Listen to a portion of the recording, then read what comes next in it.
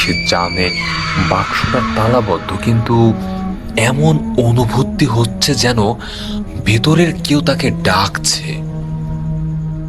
হঠাৎ ট্রাকের চাকা পিছলে গেল, রাস্তা কাঁপতে শুরু করলো, আর রবিন গিয়ার ঠিক করতে গিয়ে দেখলো গিয়ারটি যেন জ্যাম হয়ে গেছে।